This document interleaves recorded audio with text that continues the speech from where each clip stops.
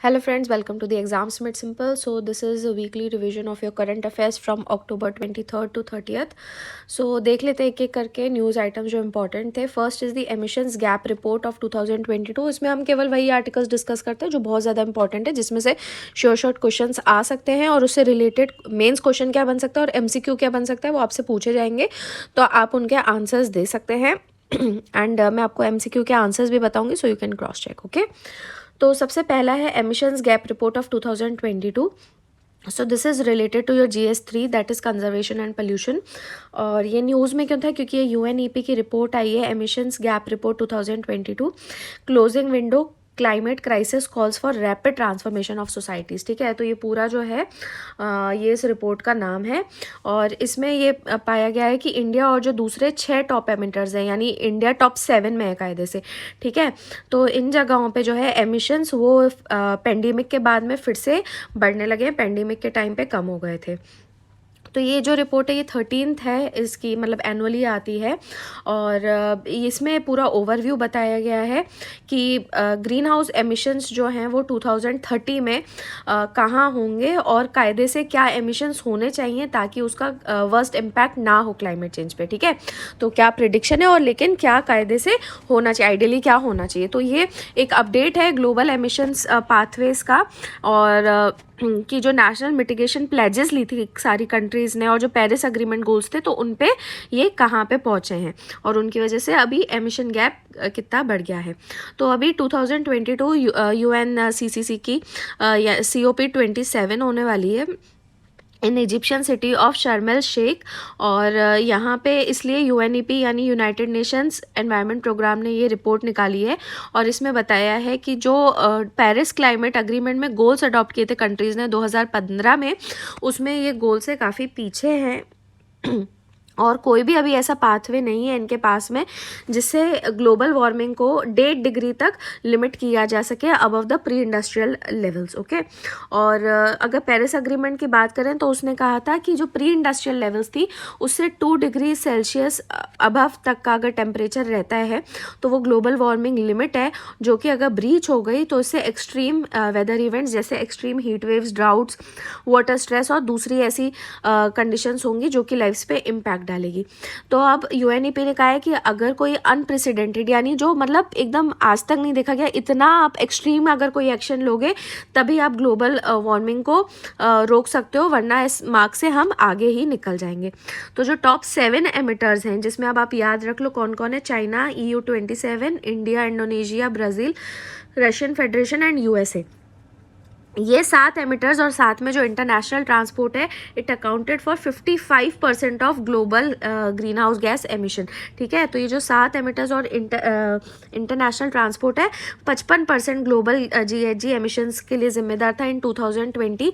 और अगर केवल G20 मेंबर्स का देखा जाए तो it is responsible for 75% of the emissions. Okay, और 2020 का इन्होंने बताया है कि अगर पर कैपिटा एमिशंस देखा जाए तो वो 6.3 tons of carbon dioxide equivalent थे, जिसको TCO2e कहा जाता है. ठीक है, तो TCO2e किस चीज़ के लिए? ये एमिशंस को कैलकुलेट करने के लिए यूनिट यूज़ होता है tons of carbon dioxide equivalent. तो 2020 में इसका पर कैपिटा कितना था? 6.3 था. ठीक है, तो अब यहाँ पे इन्होंने कंट्री वाइज भी दिया हुआ है कि जैसे US का देखो तो काफ़ी ज़्यादा 14 था और बाकी कंट्रीज़ का दिया हुआ है. वैसे इंडिया का इन्होंने बोला है कि काफ़ी कम था, वर्ल्ड एवरेज से 2.4 था.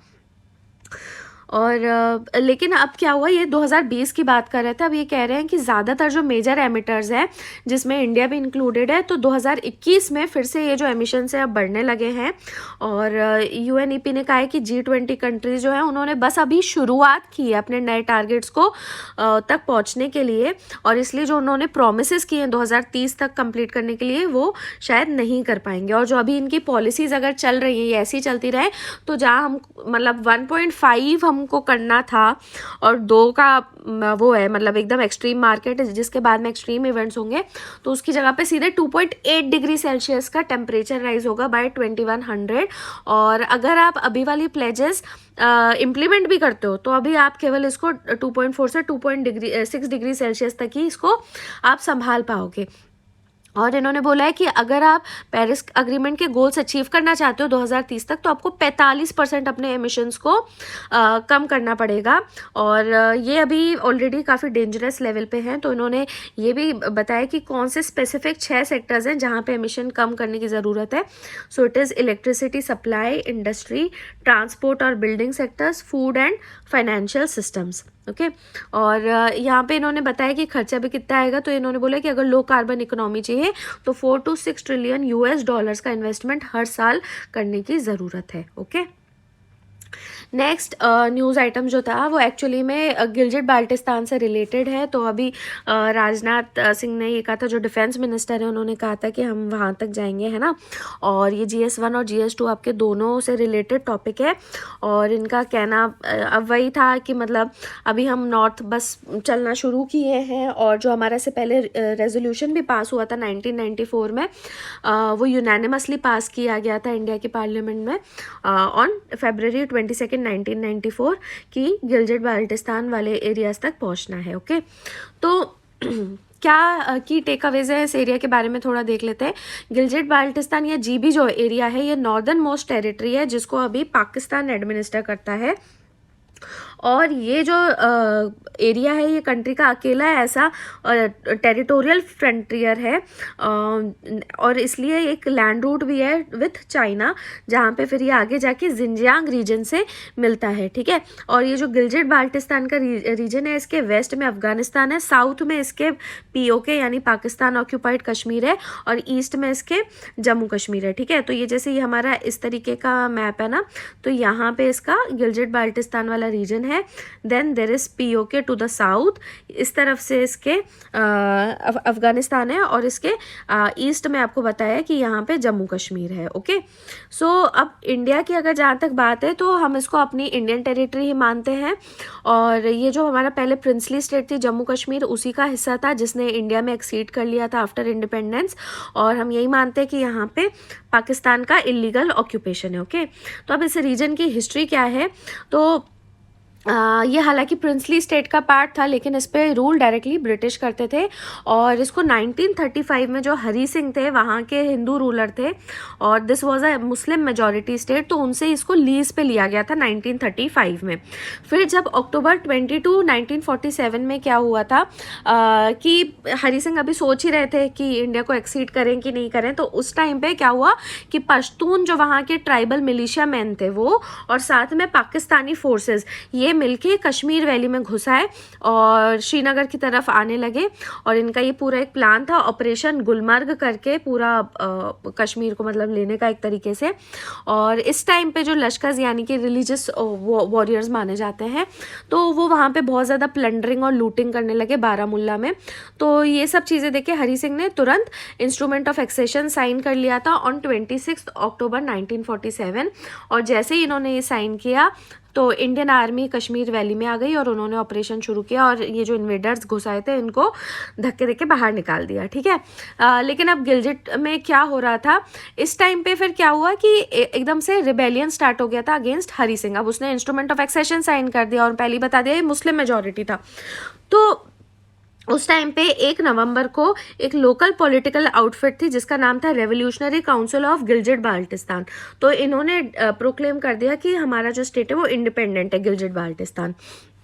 और नवंबर 15 को इन्होंने ये कर दिया कि ये पाकिस्तान को एक्सीड करेंगे, और पाकिस्तान ने इनको एक्सेप्ट भी कर लिया। वो तो चाहते ही थे एक्सेशन, तो इन्होंने एक्सेप्ट भी कर दिया, और ये कहा कि इनके लिए एक अलग से रेगुलेशन बनाया गया था, फ्रंटियर क्राइम्स रेगुलेशन। तो उसी के तहत रीजन को गवर्न किया जाएगा। अब ये जो फ्रंटियर क्राइम्स रेगुलेशन है, तो ये ब्रिटिशर्स के टाइम पे ही बना दिया गया था इस रीजन के लिए, और ताकि जो मतलब नॉर्थ वेस्ट के जो जितने भी ट्राइबल एरियाज हैं उनको कंट्रोल में रखा जा सके। तो इसका नाम था फ्रंटियर क्राइम्स रेगुलेशन, और इसी के तहत पाकिस्तान यहाँ पे इसको गवर्न भी करने लगा। और ब्रिटिश ने वैसे वहाँ पे एक छोटा सा फोर्स वहाँ पे खड़ा कर दिया था, गिलजिट स्काउट्स करके, और इसका काम वैसे था कि गिलजिट के एरिया को गार्ड करना ऑन बिहाफ ऑफ महाराजा। लेकिन इसका रियल पर्पस जो था वो था कि ये जो ब्रिटिश थे, अब उन्होंने इसको फोर्स को रेज किया था ना, तो उनको हेल्प करना टू एडमिनिस्टर द गिलजिट एजेंसी। तो एक्चुअली में ये उस टाइम पे जो मतलब एक Soviet British great game territory, actually में क्या था, ऊपर यूएसएसआर वगैरह था, है ना, और इधर ब्रिटेन था।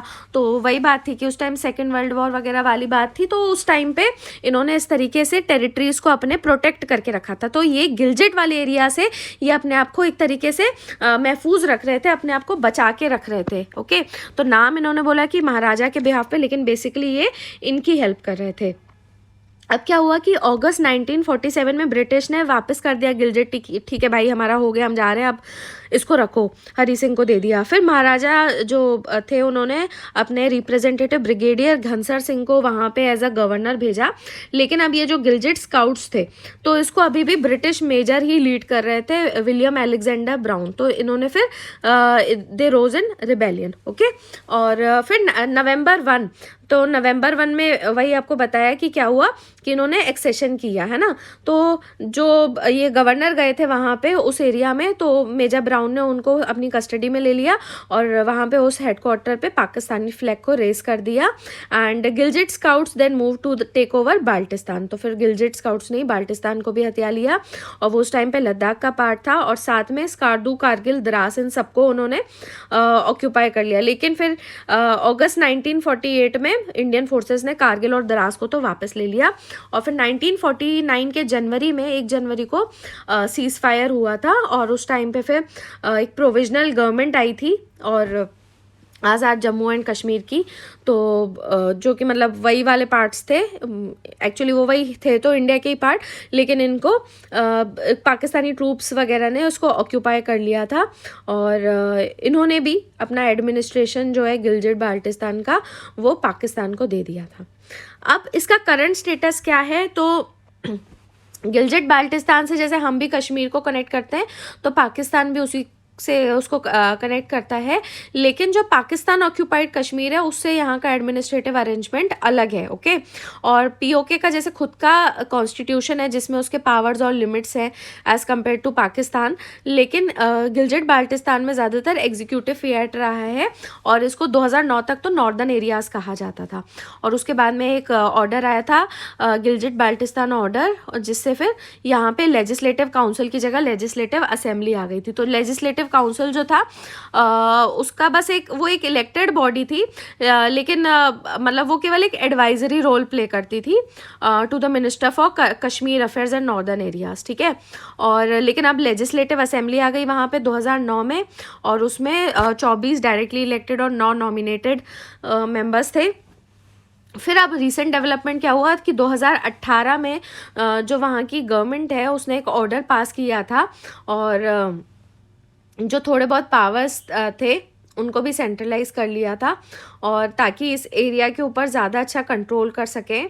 और इसके अलावा जो वहाँ से गुजरने वाला CPEC, China Pakistan economic corridor है, याद रखना ये वहीं से ही गुजर है। ये थोड़ा देखो डिटेल में बता रहे हैं क्योंकि गिलजिट, आप पीओके के बारे में फिर भी पढ़ते हो कि गिलजिट बाल्टिस्तान के ऊपर इतना एक्सटेंसिवली नहीं आता है, ठीक है। तो उसका सिग्निफिकेंस क्या है, क्या हिस्ट्री है, और अभी भी हमारे लिए क्या वैल्यू रखता है, वो समझना ज़रूरी है। आखिर ये चीज़ डिफेंस मिनिस्टर ने अगर उठाई है तो आपके लिए बहुत ज़रूरी है, ठीक है।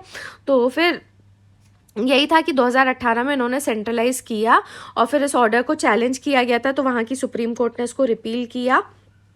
लेकिन फिर उसके ऊपर गवर्नमेंट ने कुछ भी कार्यवाही नहीं करी, तो सुप्रीम कोर्ट ने ही अपना जुरिस्डिक्शन उस एरिया में बढ़ा दिया, और साथ में एक केयरटेकर गवर्नमेंट भी लगा दी। तो वैसे अभी लास्ट इलेक्शंस वहाँ पे 2015 में हुए थे, और 2020 में कोविड की वजह से इलेक्शंस नहीं हो पाए थे। और फिर 2020 में ही प्राइम मिनिस्टर ने अनाउंस किया कि यहाँ पे प्रोविंशियल स्टेटस दिया जाएगा, जो अभी तक नहीं हुआ है। अगर हो जाता है तो गिलजिट बाल्टिस्तान जो है वो पाकिस्तान की 5वीं प्रोविंस बन जाएगी।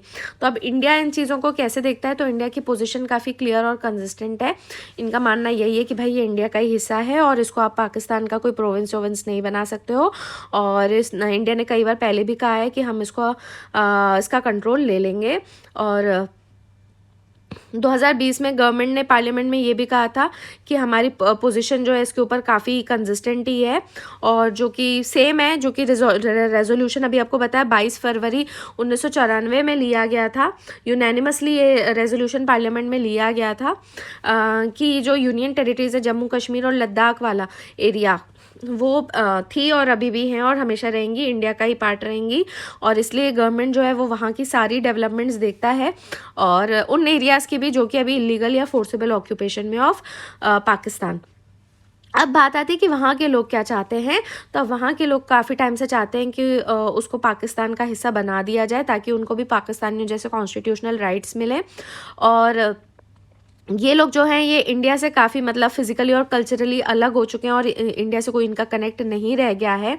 और कुछ लोगों ने हालांकि बीच में बोला था कि पाकिस्तान ऑक्यूपाइड सॉरी जो कश्मीर का हिस्सा है उससे इसको जोड़ दिया जाए, लेकिन गिलगित बाल्टिस्तान के लोगों का कश्मीर से भी कोई ज़्यादा रियल कनेक्शन नहीं है।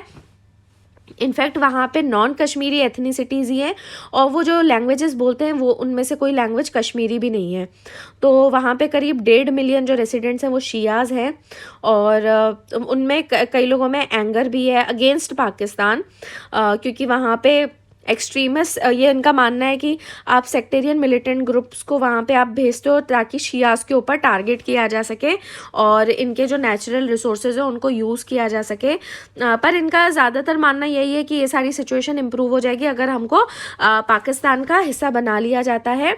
और एक छोटी सी मूवमेंट वहाँ पे इंडिपेंडेंस के लिए भी थी लेकिन उसमें बहुत कम ट्रैक्शन था। ओके, तो ये था पूरा जीबी रीजन के बारे में। नेक्स्ट आते हैं again an important news item GM mustard. तो ये भी जीएसटी कंजर्वेशन से रिलेटेड है। तो जो जीईएसी यानी जेनेटिक इंजीनियरिंग अप्रेजल कमेटी है ये union ministry of environment forest और क्लाइमेट चेंज में आती है।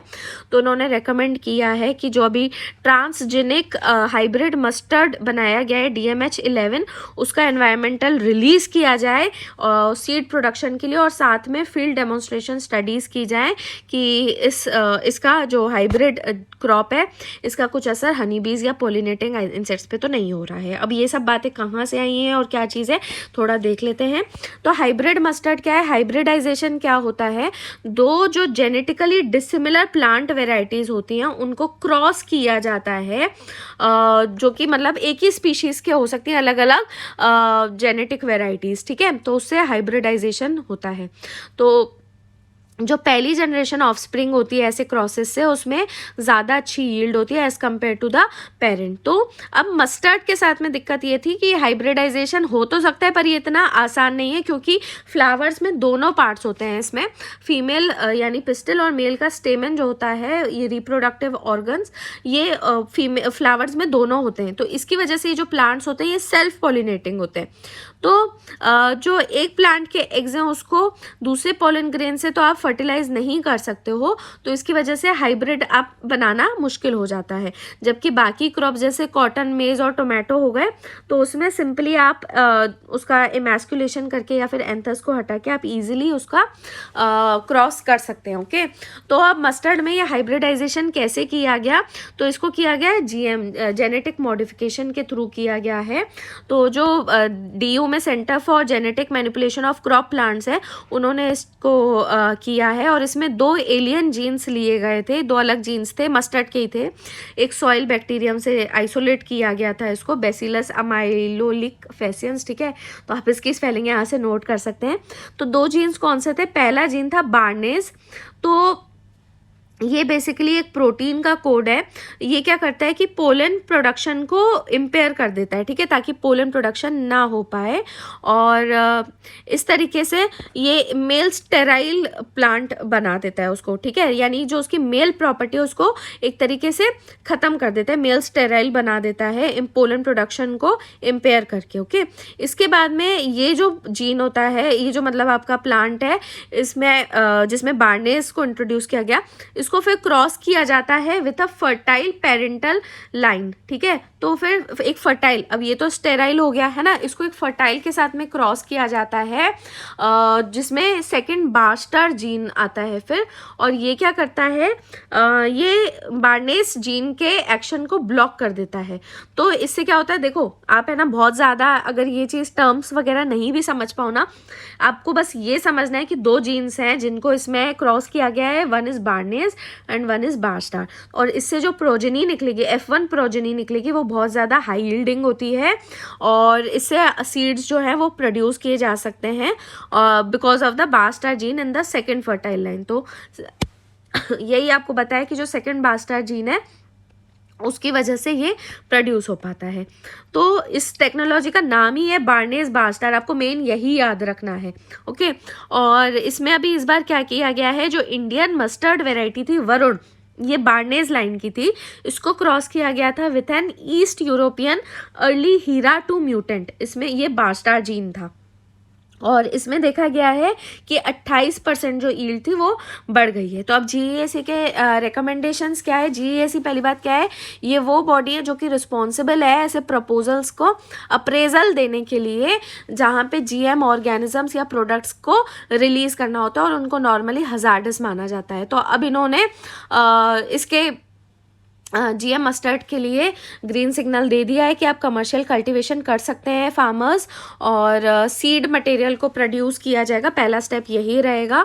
और साथ में इन्होंने ये भी कहा है कि जो इसका एनवायरमेंटल रिलीज़ होगा उससे फिर आप नए हाइब्रिड्स भी बना सकते हो। ओके, और इतना टाइम क्यों लगा इसको क्लियर करने में? तो एक्चुअली में जीएम क्रॉप्स को हमेशा से अपोजिशन मिलता है और जीएम मस्टर्ड के केस में 2 स्पेसिफिक कंसर्न्स रहे हैं।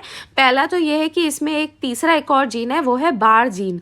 तो इसमें इन लोगों का कहना ये था कि जीएम मस्टर्ड प्लांट जो है वो जो वीड्स को मारने के लिए केमिकल यूज़ किया जाता है, ग्लूफोसिनेट अमोनियम। ठीक है, तो ये याद रखना, ग्लूफोसिनेट अमोनियम यूज़ किया जाता है वीड्स को किल करने के लिए, तो उससे अब टॉलरेंट हो जाएंगे ये बार जीन की वजह से। तो ओपोनेंट्स का कहना ये था कि इससे क्या होगा कि जो मैनुअल लेबर लगता था, जो कि ये वीड्स पे छिड़काव करते थे इस केमिकल का, अब वो डिस्प्लेस हो जाएंगे, यानी कि एक तरीके से अनएम्प्लॉयड हो जाएंगे।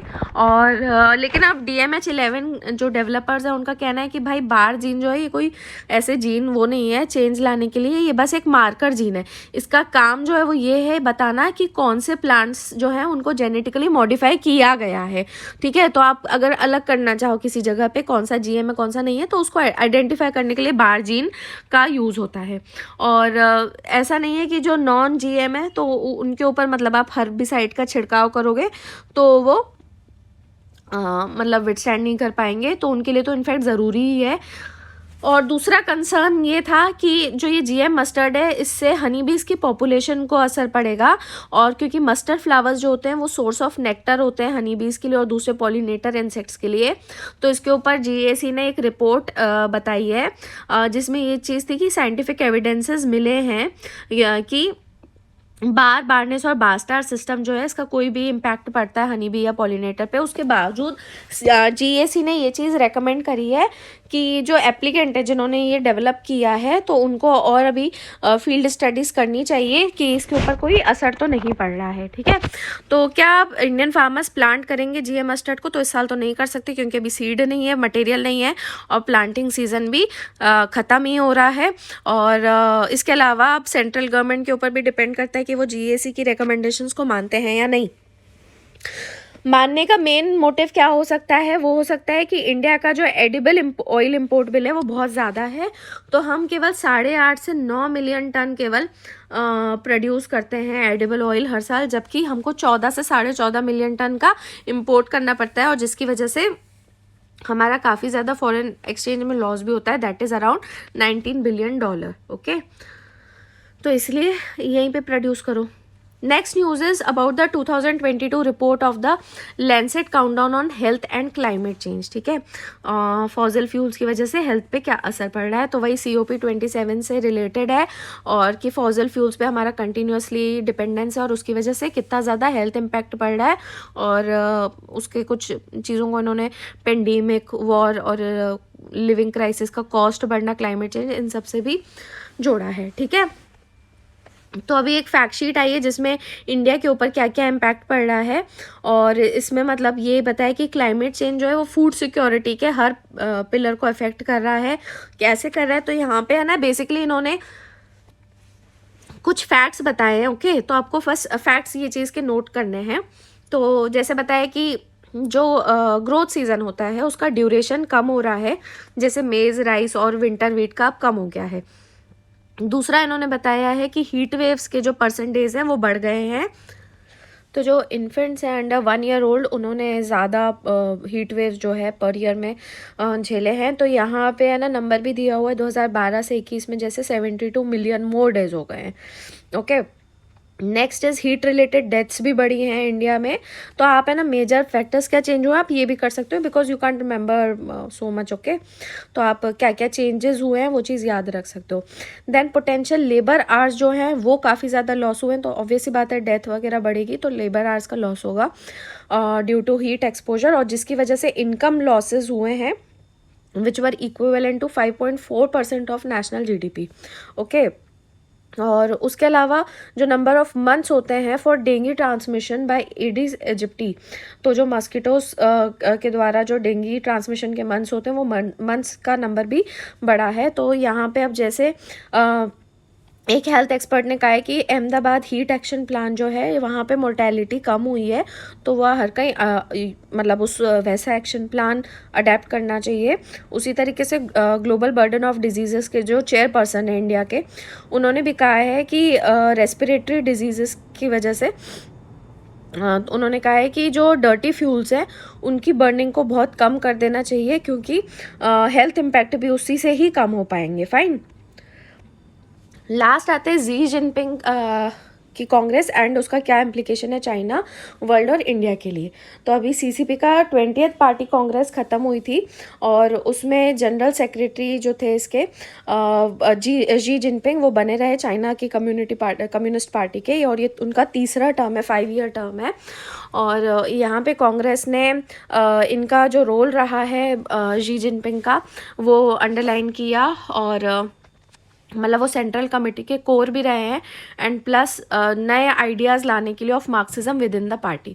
तो इसके ऊपर ही मतलब ये रिपोर्ट आई थी, और इसमें इसका क्लियर फोकस जो था वो था चाइना के इंटरनल चैलेंजेस को लेके। फाइन, तो इससे पहले जो 2017 की कांग्रेस हुई थी उसमें जी ने कहा था कि जो मेनली कॉन्ट्रडिक्शन है चाइनीज़ सोसाइटी में वो ये है कि एक अनबैलेंस्ड और इनएडिक्वेट डेवलपमेंट हो रहा है, लेकिन लोगों की जो नीड्स हैं वो बढ़ती ही जा रही हैं, और इस चीज़ को फिर उन्होंने अपने इस टर्म में टैकल किया था, और जीडीपी ग्रोथ रेट से हटा के अपना एम्फेसिस जो था वो कॉमन प्रॉस्पेरिटी पे ले आए थे। ओके, तो अभी भी जो है वो इनका स्ट्रेस जो रहेगा वो ज़्यादा सेल्फ रिलायंस साइंस टेक्नोलॉजी के ऊपर रहेगा, और वही है कि मतलब अब चाइना का जो है इकोनॉमिक एम्बिशंस बढ़ रहे हैं तो इंटरनेशनल एनवायरनमेंट पे इसका इम्पैक्ट देखने को मिलेगा, राइट, जो कि अभी हम कुछ टाइम से देख ही रहे हैं। तो अब क्वेश्चन है कि इसकी फॉरेन पॉलिसी आगे क्या रहेगी, तो उसकी असर्टिव ही रहेगी। यहाँ पे वैसे इन्होंने एक नाम लिया है वांग यी का, क्वाइट पावरफुल फॉरेन मिनिस्टर, और तो मतलब उनको चाइना के टॉप रैंकिंग डिप्लोमेट की तरह भी वो अब आगे आ गए हैं। तो पर ये यहाँ पे ये कह रहे हैं कि जो डिप्लोमेसी है तो वो चाइनीज़ फॉरेन मिनिस्ट्री ऑफिशियल्स के ऊपर सूट ही नहीं करती है, रैदर उनकी जो टैक्टिक्स होती है वो वुल्फ वॉरियर होती है ना।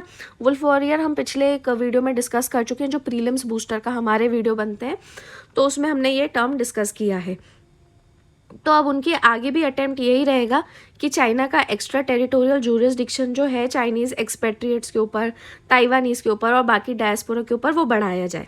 ओके, तो अब इससे क्या है कि बाकी कंट्रीज़ के अंदर ये चीज़ का डर रहेगा कि ये किस तरीके से अभी मतलब वो फिर से विक्टोरियस हुए हैं अपना घर में विद इन मतलब चाइना, तो इससे उनकी असर्टिवनेस बढ़ सकती है, अग्रेशन बढ़ सकता है, ना केवल अपने रीजन में बल्कि आसपास भी।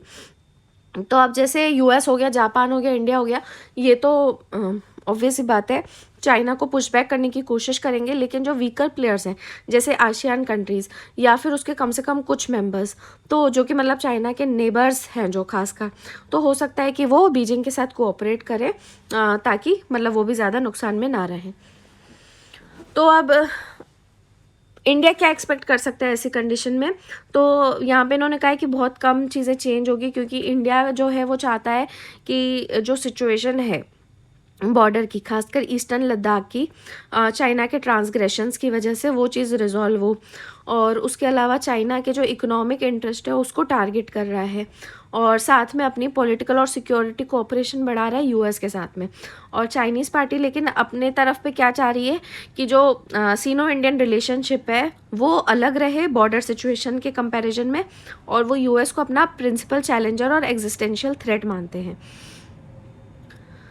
तो वही है कि अब ये यूएस को तो वैसे भी अपना थ्रेट मानते ही हैं, लेकिन इन्होंने इनके ऊपर डायरेक्टली अभी तक कोई अटैक नहीं किया, तो हो सकता है कि अभी आने वाले टाइम में जो यूएस के प्रॉक्सीज माने जाते हैं उनको टारगेट करें, जैसे ताइवान, जापान और इंडिया। ओके, सो एमसीक्यूज देख लेते हैं। तो सबसे पहले एमिशन गैप रिपोर्ट से है, आप स्टेटमेंट्स पढ़ सकते हैं, फिर आपको बताना है कि कौन सा स्टेटमेंट सही नहीं है। ओके, आप पढ़ लीजिए।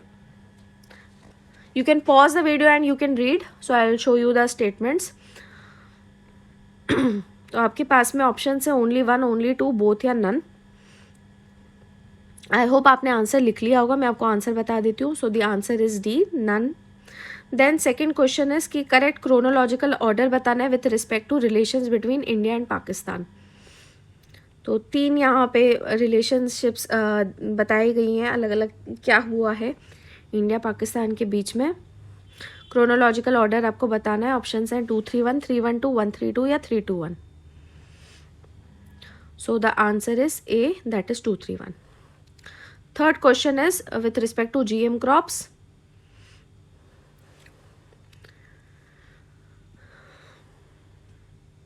ऑप्शंस देख सकते हैं, only one, only two, both या none. So the answer is B, only two. Fourth question is related to social cost of carbon. तो ये बताना है कि ये मॉनेटरी वैल्यू में अगर देखा जाए तो ये किस चीज़ का मेजर है। ओके, ऑप्शंस आप देख सकते हैं, प्लीज़ इसे अच्छे से रीड कीजिएगा, ये क्वेश्चन आ चुका है। You can pause and read it, I will tell you the answer. So the answer is A. Okay, long term damage done by a ton of carbon dioxide emissions in a given year. And last question is कि इनमें से कौन से states की कोई common boundary नहीं है with China. Very easy, अगर आप मैप पढ़े हैं इंडिया का तो। ऑप्शन हैं उत्तराखंड, हिमाचल प्रदेश, सिक्किम या आसाम।